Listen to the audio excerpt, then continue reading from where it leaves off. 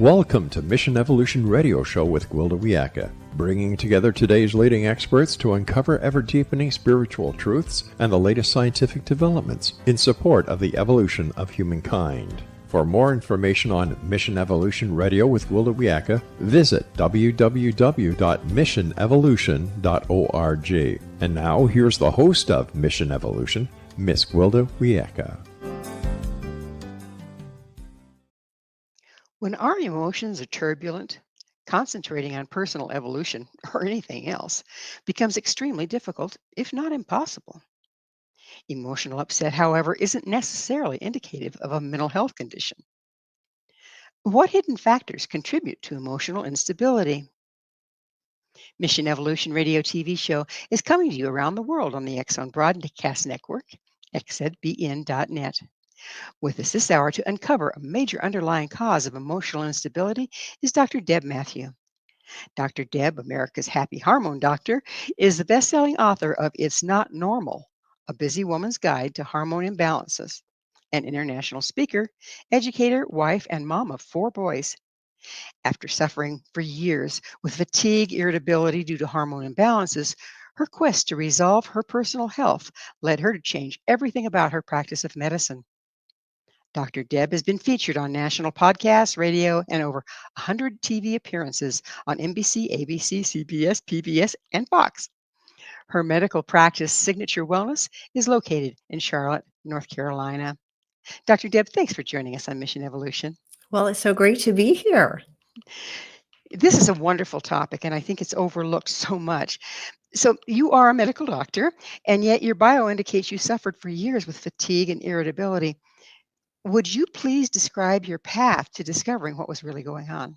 Yeah, well, for years, I was tired all the time. Like napping was my favorite hobby. I was cold all the time. I used to take a sweater with me everywhere, even in the summer in North Carolina, because the air-conditioned movie theaters and restaurants would just make me shiver uncontrollably. And those symptoms had been going on for so long that I just thought I was a cold-natured person who needed more sleep than everybody else. When I was in my late 30s, though, things got even worse. And I found myself shrieking at my kids over silly little things. And then I would feel so guilty because I didn't want to be that kind of a horrible mom.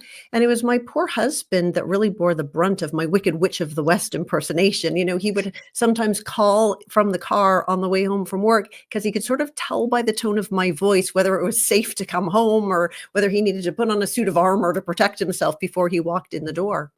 And what was so confusing is that I knew that how I was feeling and how I was behaving was really not normal. It was not me, but there was nothing in my medical training that helped me understand what was happening to me.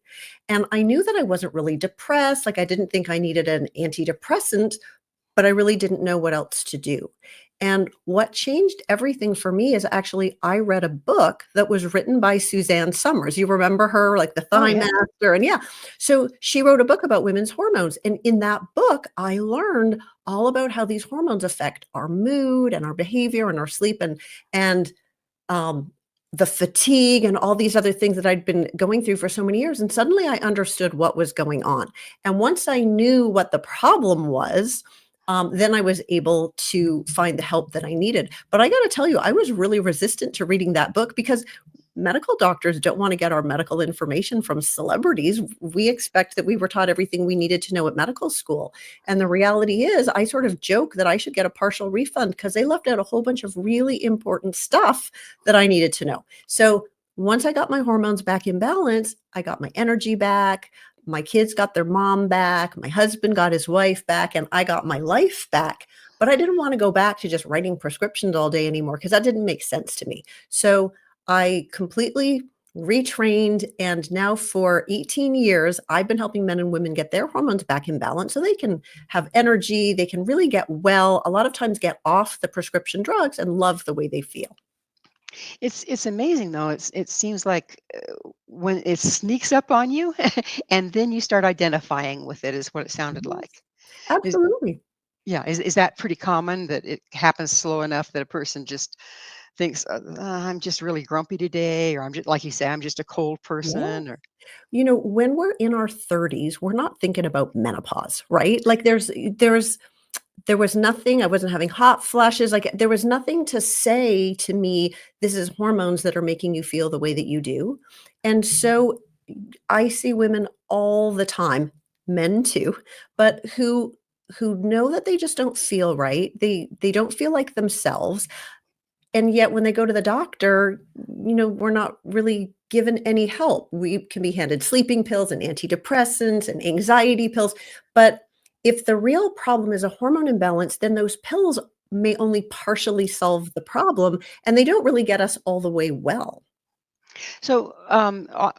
Also, even if you do a complete blood count, don't you have to especially ask for a hormone panel, or Yeah. it's not included, is it? It's not something that's typically done, and one of the challenges is that what we are trained in medical school is literally not to measure your hormone levels, and there is a good reason for that, because when women are premenopausal and, we having our cycles, our hormone levels go up and they go down over the course of the month. So if you're in the doctor's office on some random Tuesday afternoon and you say, "Hey doc, could you check my hormones?" They feel like, "Why bother? Because next week it's gonna be different, the week after that it's gonna be different." So we're sort of taught, don't even waste your time. And then when we're past menopause, when we've been through menopause, then our hormone levels are going to be low. And so they just feel like your hormone levels are going to be low. Why should we bother to check? I feel differently about it though, because our blood sugar changes whether we've eaten or whether we're fasting, what we've eaten. And we don't tell you we can't measure your blood sugar because it's changing. We just take into account, were you fasting or not?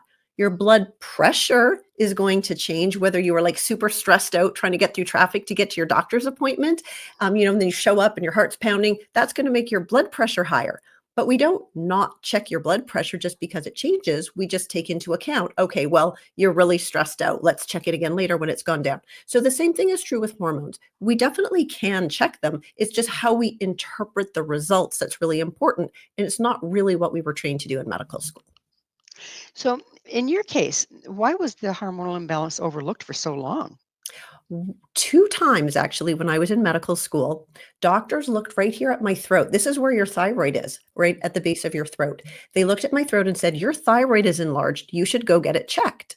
And so I went to see my doctor, and both times I was told, "Your labs are normal." And I kept on being cold and being tired and struggling with my weight, and I had dry limp hair, all symptoms of low thyroid function. And eventually, finally, after about 10 years of symptoms, now my thyroid lab finally was not in the normal range, and I was finally treated with thyroid replacement. But I felt no different. And I went a whole nother 10 years. So now it's been 2 decades of having the same symptoms until I read that book by Suzanne and learned about hormones and learned how to get my thyroid hormones actually working. And those hormones or those symptoms are a thing of the past. But it took 20 years before I got the right diagnosis. And my story is not uncommon. There are many, many women out there who have all the symptoms of low thyroid, but they're always told their labs are normal. And the implication is if your lab is normal, can't be your thyroid. Therefore, it must be that you are lazy or it's your personality flaw or, it's just you.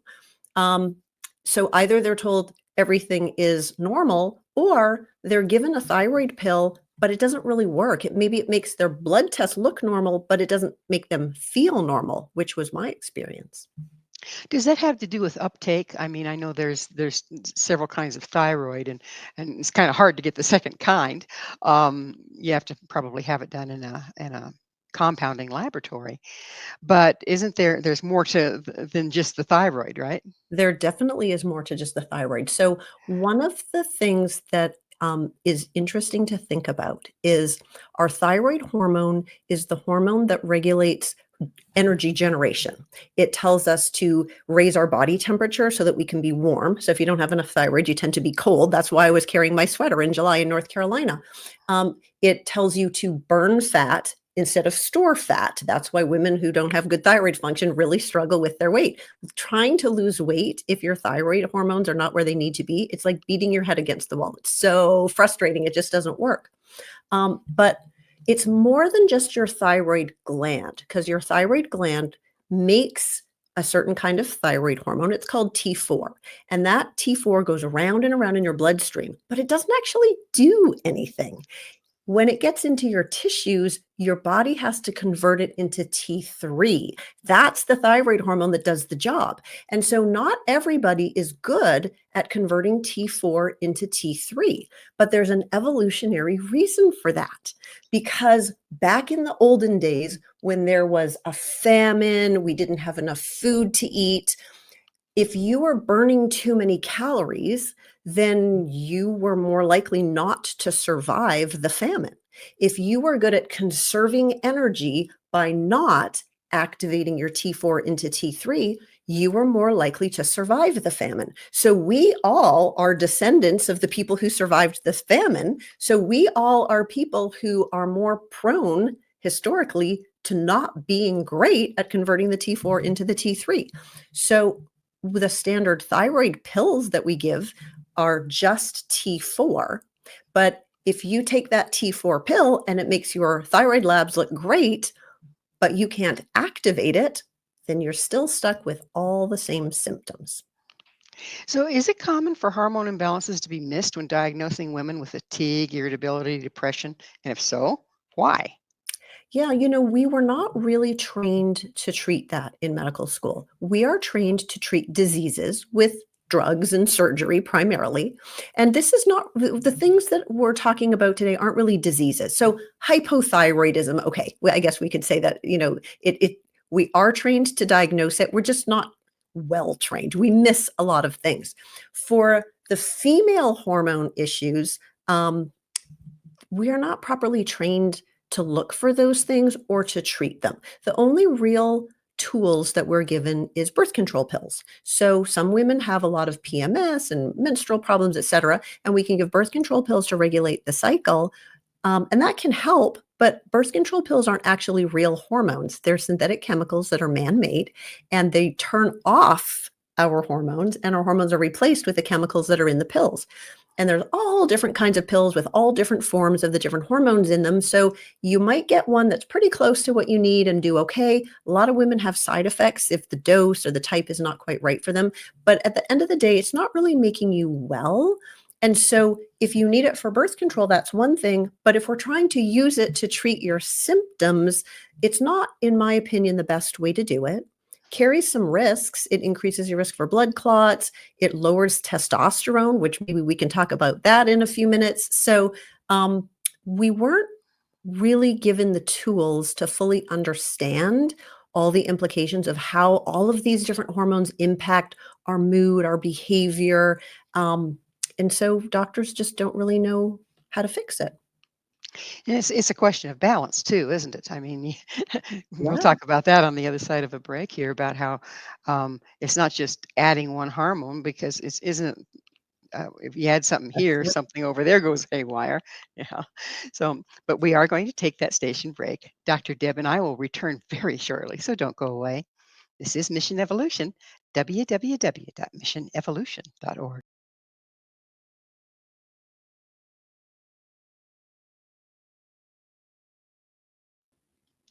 Where does your happy go? With us this hour discussing the role of hormones in overall well being is Dr. Deb Matthew. Dr. Deb is the author of This Is Not Normal, A Busy Woman's Guide to Hormonal Imbalances. Dr. Deb, speaking of balance, we were talking about just before we went into the break how it is a question of balance when you're dealing with hormones. Could you go into that a little bit for us? Yeah, a lot of these hormones have sort of equal and opposite actions. So if one hormone is kind of high normal and the other hormone is kind of low normal, technically, if we did your blood test, they might both be in the normal range, but because they're out of balance, you don't feel right. And there's a lot of examples. A really important one for women is what we call estrogen dominance. And this is where there is relatively more estrogen compared with progesterone. Those are the two hormones that go up and down throughout our menstrual cycles, and then they both get quite low after we go through menopause. But in women who are in their late 30s, in their 40s, in their early 50s, it's very common that they're still maintaining estrogen, but progesterone levels start to drop as we're tippy-toeing our way towards menopause. And progesterone is the calming hormone. This is the hormone that makes us feel chilled out and relaxed, and we can deal with, 4 screaming children at our feet or all those annoying coworkers that we have to put up with, and we can just get along with people. When that progesterone level starts to decline, we tend to get more irritable, impatient, critical, negative, little things just annoy us. And I have a very unscientific theory that I want to share with you. You know how we lately have been calling them Karens, these women out there that are, doing silly things and saying silly things and getting themselves into all kinds of trouble. If you look at who is doing it, it is often midlife women who are putting their foot in their mouth. And so I think these are women where their progesterone level has dropped, their filter is kind of gone, and they are just saying what, the first thing that comes into their mouth because they have no more tolerance left. Also, because progesterone is the calming hormone, it helps us not to feel so anxious. So one of the things that I suffered with when I was going through this is I was waking up in the middle of the night with panic attacks for no apparent reason. There was nothing terrible happening that should be causing this. And it was very confusing. But I see this a lot is women will present with anxiety when they're in their 40s, when they didn't used to have anxiety before, or maybe they have had some anxiety, but all of a sudden the anxiety is so much worse. And a clue to whether this could be hormonal is if it goes with the menstrual cycle. So if the irritability and the anxiety get a lot worse before your period, and then the week after your period, you get back to normal and you feel good again, then that's a really big clue that it is probably your hormones that are playing a role. And it's not that you don't have hormones or you're not making the hormones, it's this imbalance in the estrogen and progesterone that's creating these symptoms. So let's talk a little bit about menopause.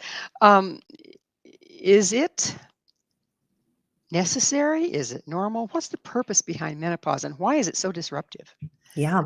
Well, in the past, we didn't usually live much past menopause. So we were here, we, procreated, we had our babies. And once our ovaries ran out of eggs and we weren't going to be procreating anymore, things sort of shut down and we didn't really live very much longer.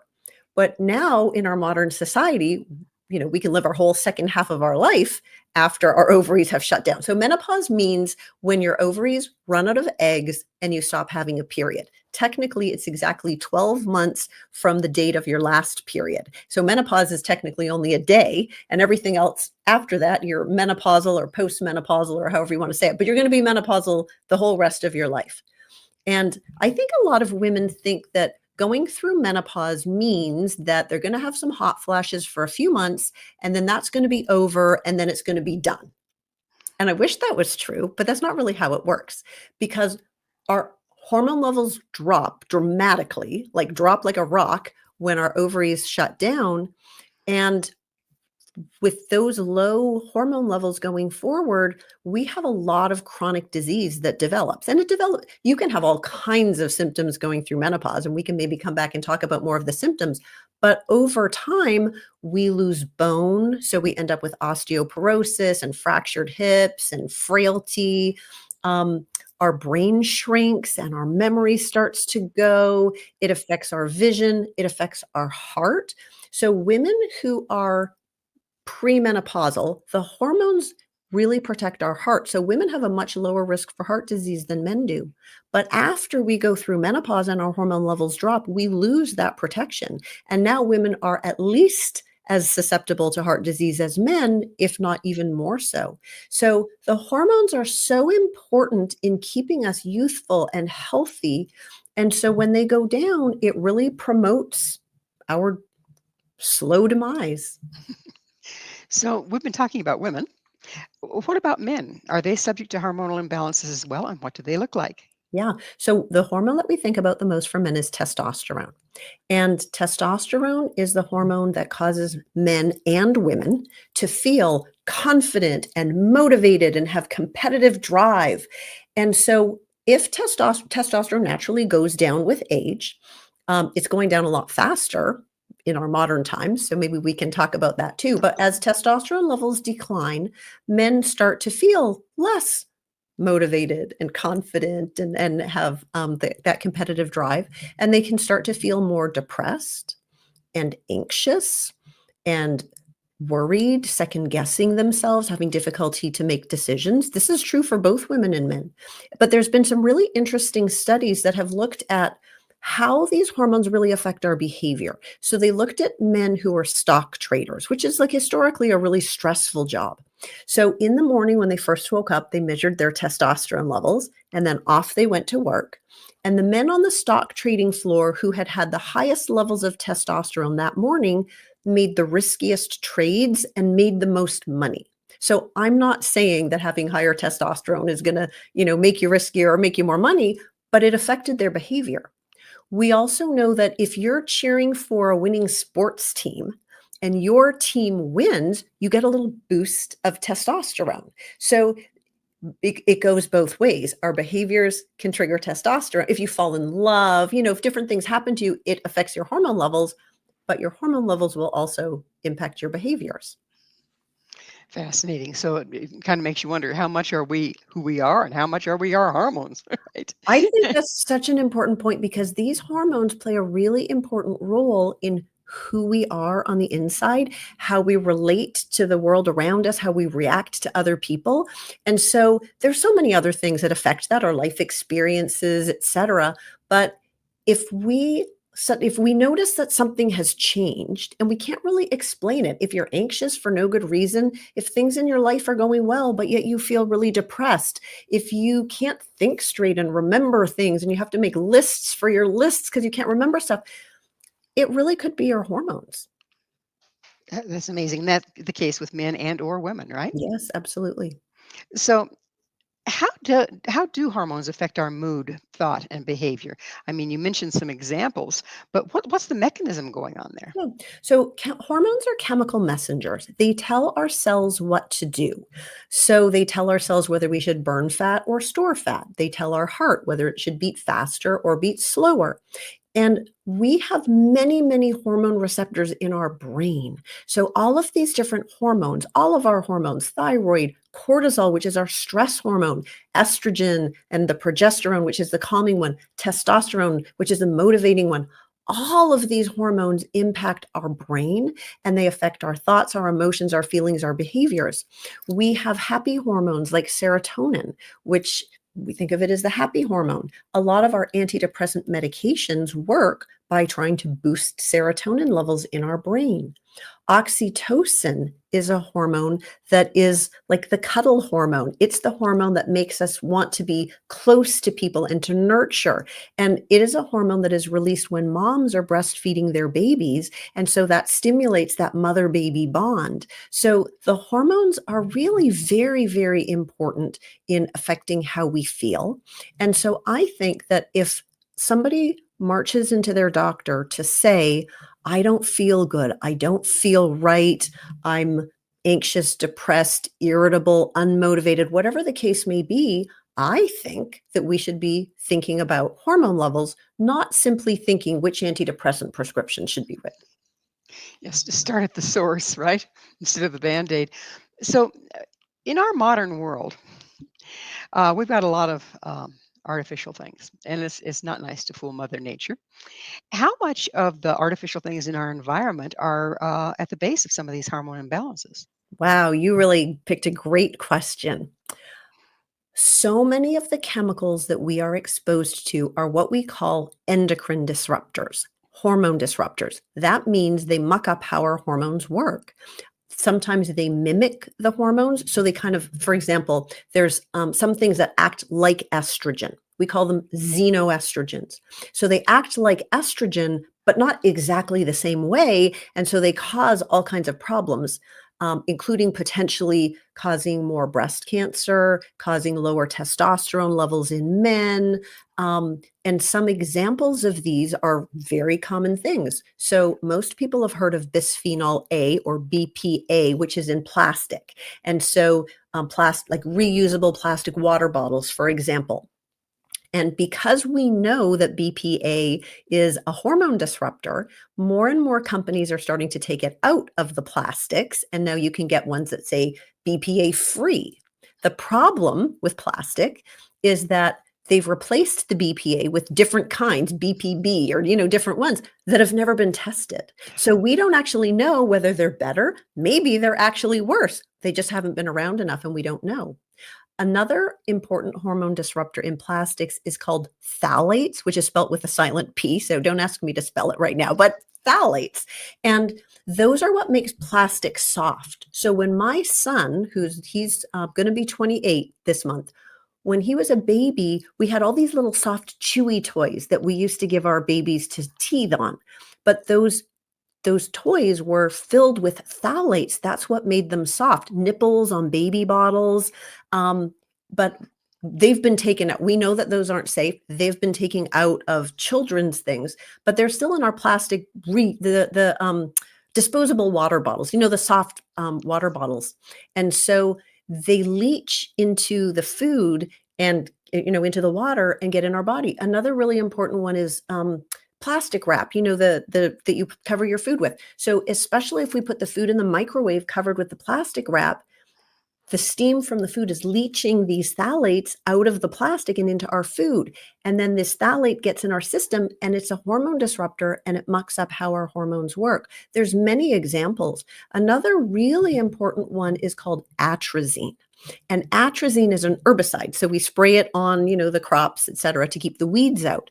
But then the rain comes, it washes into our waterways, gets into our bodies. And atrazine actually can turn boy frogs into girl frogs.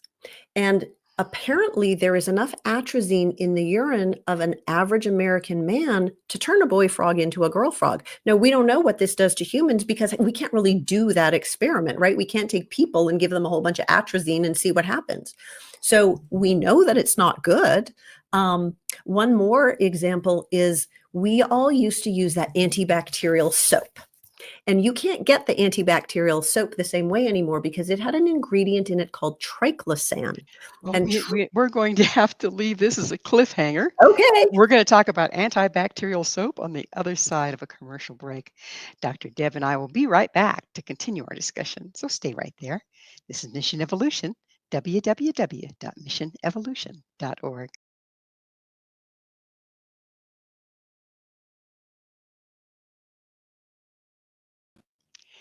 Beware the modern convenience. This is Mission Evolution, missionevolution.org.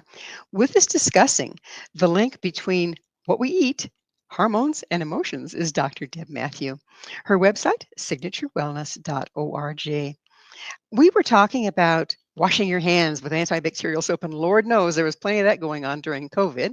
And then people kind of stuck to that. It's like they feel safer, or they have the hand sanitizers, etc.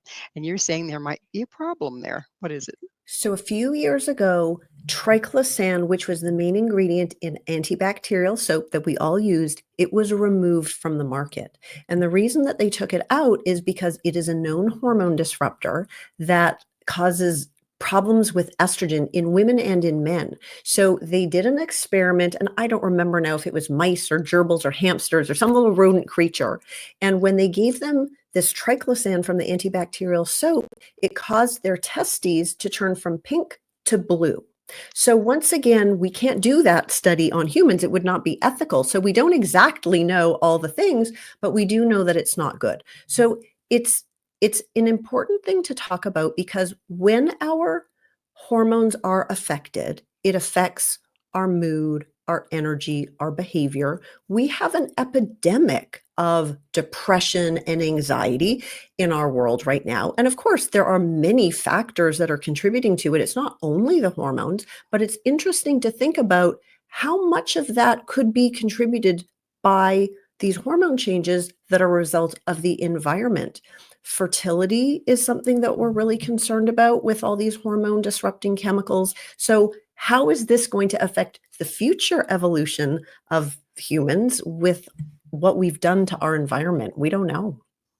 And speaking of the future evolution of humans, We've evolved to the point that we stay alive longer, and yet the wisdom and all that wonderful stuff that's supposed to come with age that the indigenous peoples honored in their elders is becoming increasingly unavailable to us because of the brain fog and all the things you just mentioned. How can we take this so that we can reclaim our elderhood? Yeah. So let's stop talking about doom and gloom, right? Let's talk about some positive things because the truth is we do have some control over this. And there are some small things that we can all do that aren't overly complicated in order to keep ourselves healthy and to age gracefully and to keep our hormones balanced no matter what age we are.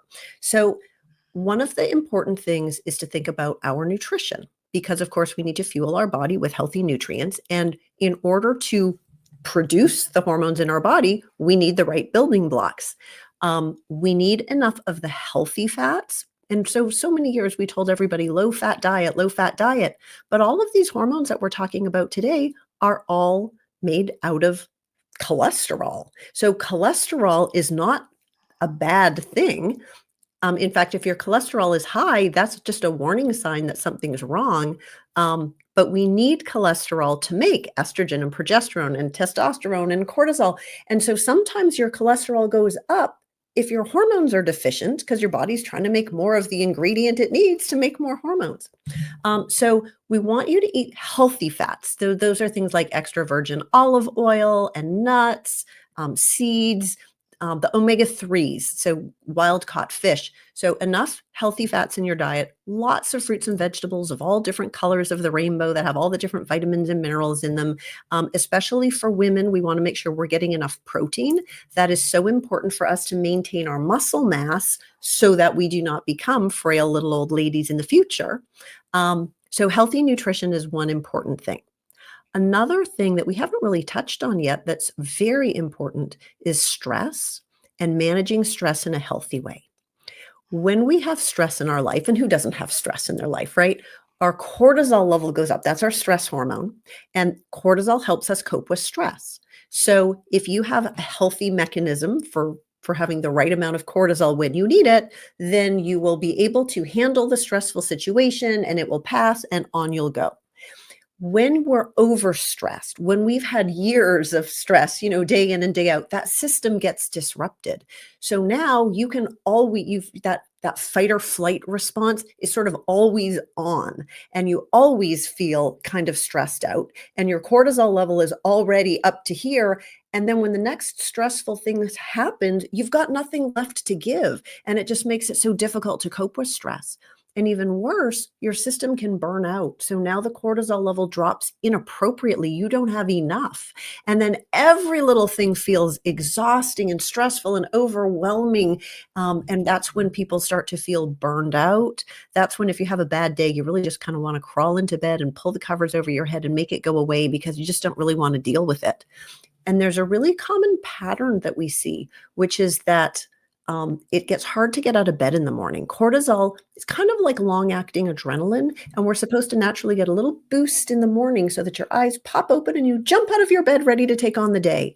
And so if you're not getting that little boost, it gets so hard to get out of bed. You need to press snooze a couple times. You need some caffeine. Caffeine boosts cortisol levels in your brain so you can wake up and feel like a human. So finally you get up and get going, and then you get this crash and burn at 2, 3 in the afternoon. For a lot of people, they start to feel better around dinner, but if they don't go to bed early enough, they get this second wind, and now 10 o'clock at night, they're wide awake, sometimes getting the best work of their day done, but then they can't fall asleep, and so now they're up at night, and that darn alarm clock goes off too early. This is so common that it's just normal to drink coffee in the morning and take a melatonin or a sleeping pill or something to help you go to sleep at night, but it is not normal and it's not good for us. So, having things that we can do to help protect us from the harmful effects of stress and from the wrong amounts of cortisol is important. A couple of my suggestions that I really like, one of them is gratitude. Your body can't feel grateful and angry, bitter at the same time. And so If you're feeling stressed out, overwhelmed, etc., if you can stop and think of 3 things that you're grateful for, it really changes the hormones in your body. It changes your chemistry, and it helps to protect you from the harmful effects of stress. And that's simple. It's free. It doesn't take any time. Everybody can do it. And there's always something that you can be grateful for, even when times are hard. Well, it starts to make a lot of sense why there was a custom to, in a lot of different societies and religions, to give gratitude for your food before you eat it. So that would Yes. change your hormonal level and probably put you in a better position to utilize what you're eating. Yes, to digest it. Absolutely. Amazing. So, speaking of digestion, when we have a hormonal imbalance, what's it do to our ability to digest? Yeah. There are different hormones that affect our digestion in different ways. One of the most obvious connections between hormones and our gut health is thyroid. When we are hypothyroid, meaning not enough thyroid hormone, everything in our body slows down. Our heart rate slows down, our energy slows down, our hair doesn't grow as well, but our digestive tract slows down. So we end up constipated. Such a common thing that we see all of the time. When cortisol is not quite right, it actually impacts the lining of our digestive tract. So sometimes people who are like marathon runners or ultra marathon runners, like the really hardcore exercisers, when we exercise, it makes cortisol go up. And that's okay. It helps us cope with the stress of exercise. But really extreme exercise, our cortisol levels tend to be too high for too long. And that can actually damage the lining of the gut. So now it makes it hard for us to digest and absorb the vitamins and minerals in our food. And if you're going to try to run an ultra marathon, goodness knows you need all those antioxidants and all those vitamins. So people can actually get sick from that. So there's a lot of different examples of how hormones affect our gut. A lot of women will recognize it right before their period. They can have some bowel changes. Sometimes they get loose stools, for example, when they're having PMS. And it also is the flip side that we need a healthy gut in order to have healthy hormones. When our body makes the hormones every day, our liver has to filter the hormones out of our bloodstream, dumps them in our gut, and then we have to poop them out. So if you're constipated, you may not be properly processing your hormones, and estrogen in particular can build up, and then we get more of that estrogen and progesterone imbalance, and you feel anxious and irritable, and you're shrieking at your kids, and your husband's calling you from the car to see if it's safe to come home. The bacteria that live in our gut, right? We've all got trillions of bacteria in our gut, like probiotics. The bacteria also help us to process our hormones in a healthy way. So if we are eating food that contains pesticides, it can change our gut microbiome, the bacteria in our gut, because the pesticides kill the germs on the plants, but they also kill the bacteria in our gut. And so now we don't have the right kind of bacteria to process our hormones in a healthy way, and that can contribute to hormone imbalances. So hormones are so intertwined with so many things, including our gut and even our environment. So, if we're going to evolve, we better get those things under control, right? Absolutely. Absolutely. So, radiation. We have a lot more radiation in the world now than we ever used to. There was of course, all the bomb testing and this and that that put stuff in the air, and it's still there. But then there's also the 5G, the this, the that. So we're really dealing with a lot more radiation than any time in history. Yeah. What's that doing to our hormonal balance? Isn't that a great question? We don't know nearly as much as we should. Like, we've got all these new technologies that we're embracing. Like, I don't know what I would do without my darn phone, but we don't really fully know all of the ramifications. We definitely know that radiation, like, at Chernobyl, like when there's that kind of nuclear, radiation problem, that damages the thyroid gland. That's very clear. We know that very well. There was a study, though, that took kids who had type 1 diabetes. So that's an autoimmune condition that impacts how you can make insulin, which is the hormone that regulates your blood sugar. And what they did was they knew what was going on with their blood sugar and what their doses of insulin was when they were, in their normal environment. And they took them out way into, the meadow somewhere far away from any towers and cell phones and Wi-Fi. And they got them to the most pristine area that they could. And what they found was that their blood sugar balance and their insulin function was much better than when they were surrounded by the Wi-Fi. Now, we don't really know exactly what to do with that information, but definitely we do know that hormones or the radiation does impact a lot of things. We should be studying it more than we are. And I feel like one of the reasons that we're not really studying it more than we are is because, first of all those companies, right, our cell phones and everything, they make gajillions and gajillions of dollars. They don't really want the negative press. But honestly, also, the rest of us, we kind of like our modern conveniences. And so I don't think people really want to hear just how harmful it may be. But a lot of people will know that when they have hormone imbalances, they don't sleep well. Like progesterone helps us sleep better. When we go through menopause, we often don't sleep well. Men with low testosterone don't sleep well. If your cortisol is up, you don't sleep well. Many of these hormones interrupt our sleep. And a lot of people will find that if they can decrease all of that electromagnetic radiation in the bedroom, like keeping your phone in the kitchen and, taking all the electrical stuff away as much as you can, they often sleep better. So I think there's a lot to this that we just don't know yet. Yeah, beware those modern conveniences, right? Everything has a price. Um, so, like turning off your Wi-Fi at night, keeping your phone away from you. Yeah. Um, how Those about are grounding? We've heard about, Yeah. grounding mats, that sort of thing. Yeah, absolutely. They help to diffuse the, electromagnetic frequencies and should be protecting your body from those to, the best technology that we have. It's a very simple thing. Even putting your feet in the sand at the beach, Yeah, that kind of grounding is putting good. your feet in the grass. Those are simple things we can do too. Well, it's time for another station break. Please stay with us as Dr. Deb and I continue to explore the hidden symptoms of hormonal imbalances. This is Mission Evolution, missionevolution.org.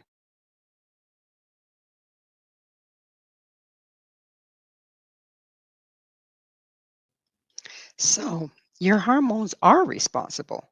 How do you fix it? This is Mission Evolution, missionevolution.org. We're continuing our discussion with Dr. Deb Matthew. Her website, signaturewellness.org. So we've outlined in the last three segments, we've outlined some of the major problems that we're all dealing with that have to do with hormones, and we've ascertained that evolving beyond menopause or beyond midlife is definitely hampered if these are all out of balance. So, how do we fix it? Right. So we've talked about healthy nutrition, managing stress in a healthy way, trying to reduce our exposure to things like plastics and chemicals in the environment, and trying to protect ourselves as much as we can from the electromagnetic frequencies that are sort of all around us. And I think it's really important to say again that these are all things that are within our control because we can't go to the doctor and have them fix us. Like there is no quick fix or easy pill, and we all need to take responsibility for our own health. We all need to be our own best advocate and realize that there is so much about how we feel that is within our control. So sometimes people are so severely depressed, for example, that they just can't get themselves up and, go for a walk or eat the healthy food. And so if that's the case, then that's where medication is really important. But for most people, it's not so severe. We just don't feel that great. And if we would do some of these healthy things, we could feel so much better. And the younger we are, the more so that's true. If you're in your 20s and your 30s, et cetera, changing your lifestyle habits really may be all that it takes to get your hormones back in balance so that you can get back to feeling like yourself again. As we get older, sometimes it's not so simple because once our ovaries shut down at menopause, they're not coming back.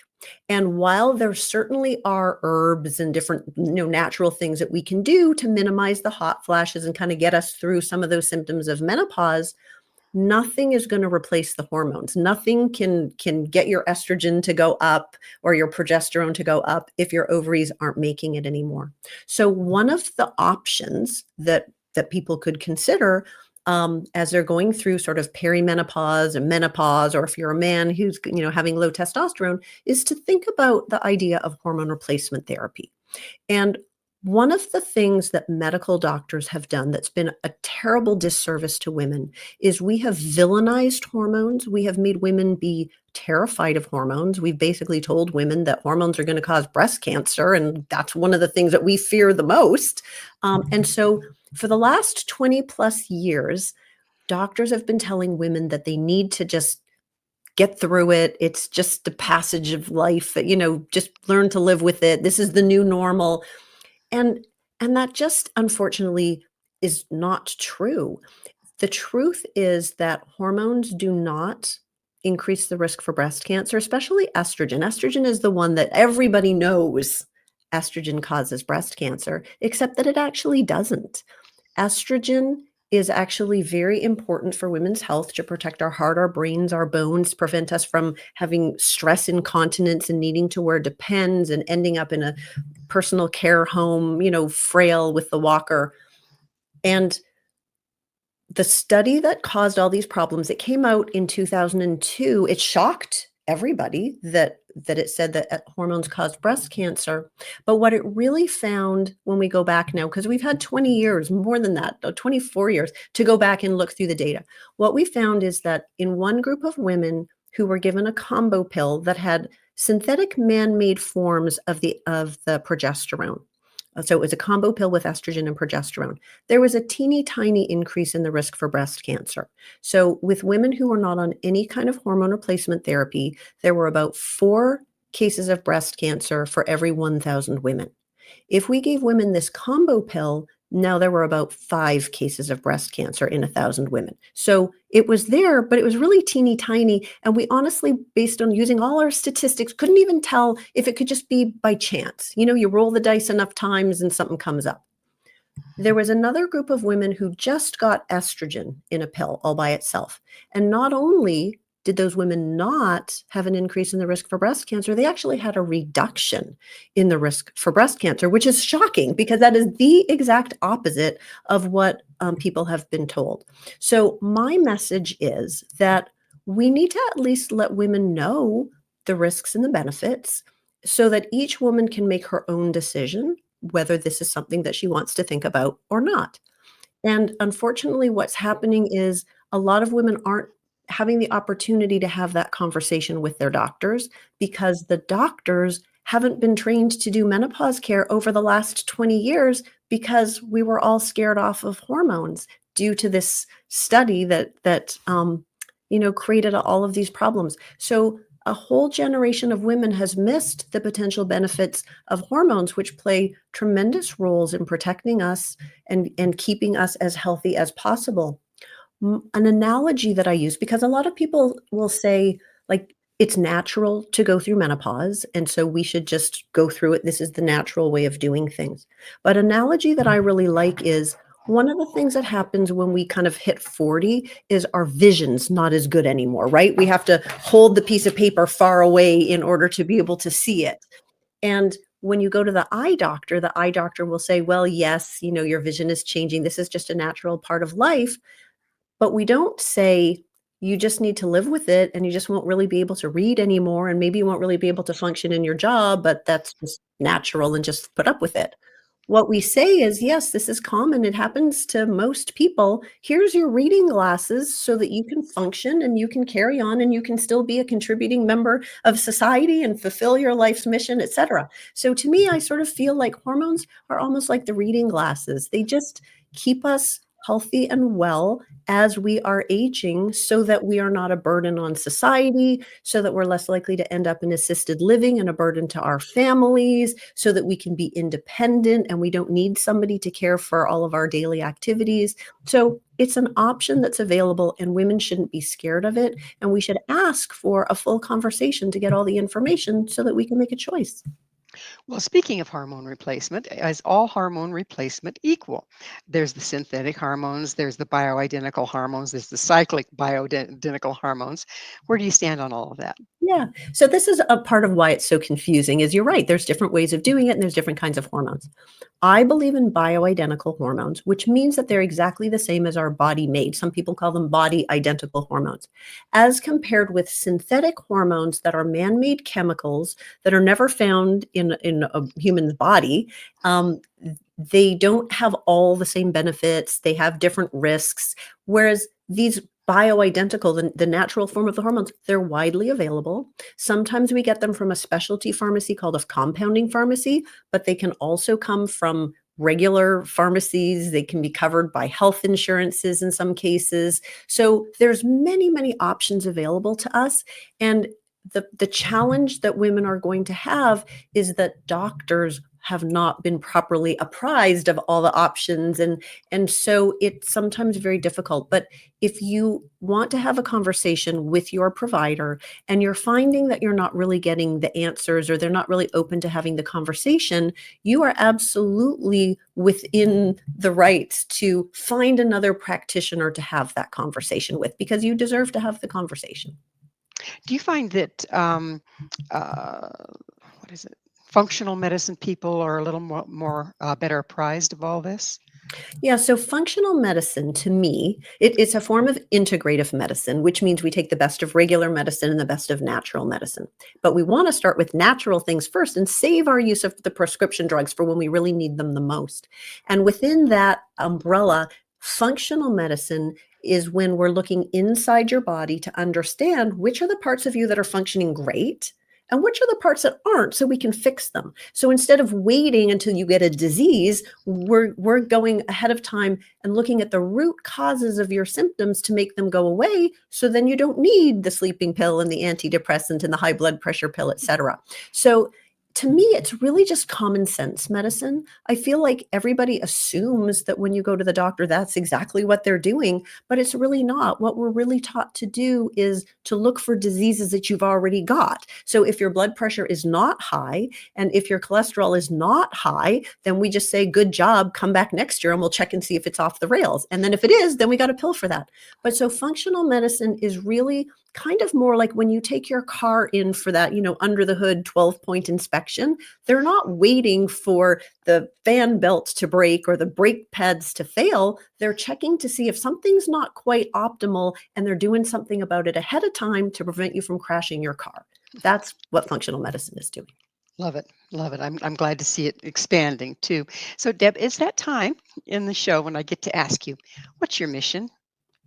My mission is to help women understand that hormones are important and we do not need to be afraid of hormones. Hormones can have such a tremendous impact in our quality of life, and they don't need to be something that we fear. That's hugely important, isn't it? I mean, just even recognizing what role they play and how so much of what we're suffering from can relate to those rather than, oh, I'm just a depressed kind of person. Maybe there's something wrong in my life or whatever. So being able to recognize that there is this issue and where do we go to get it checked out? Um, I think it can change the world. It can change the evolution of our future, can't it? And it can even save our healthcare system because, you know, ex- most of our medical expenses come from when we're at the end of life. And when we need all of that care, when we have dementia, when, that's very expensive. And so if we can keep ourselves healthy and well, then we don't bankrupt our system. That impacts so many things. So yeah, this is really important. So we're about out of time in the whole show, but I don't want to get close out before. Tell us a little bit about PCOS and Yeah. evolution as it applies to evolution. Yeah. Okay. So PCOS is the most common hormone imbalance problem in women. 1 in 10 women have this. Very common. We all know people who have it, whether we know that they'd have it or not. A lot of women don't know that they have it because it is often underdiagnosed. But what happens is we get high testosterone levels and insulin doesn't work well. So we push towards sort of prediabetes or even diabetes. And it causes weight gain. It causes infertility. It causes hair loss, acne, all kinds of problems. But the reason that it is an evolutionary advantage is because one of the common things that it causes is problems with menstrual cycles and infertility. So way in the past, women who had PCOS would bear less children. And since they bore less children, childbirth was a major cause of death for women. Plus that extra testosterone made them strong. So, when they have to deal with, all the hardships of life in the past, they were actually more prone to be successful and to live longer. So just like our ancestors who survived the famine because they were better at conserving energy from their thyroid, women who have PCOS were more likely to have a survival advantage. And so now many women in our modern society have PCOS, and there are many things that we can do from a natural point of view to make it better, whereas the standard of care in medicine is just to give birth control pills, which just puts a Band-Aid on it. Doesn't work. Well, it is that magic moment. Unfortunately, we are out of time. Dr. Deb, thank you so much for coming on the show. Thank you. I love talking about this stuff. Our guest this hour has been Dr. Deb Matthew, America's Happy Hormones Doctor. Dr. Deb is the best-selling author of This Is Not Normal, A Busy Woman's Guide to Hormone Imbalances. To find out more about Dr. Deb, where you can find her book and all she has to offer, visit her website, signaturewellness.org.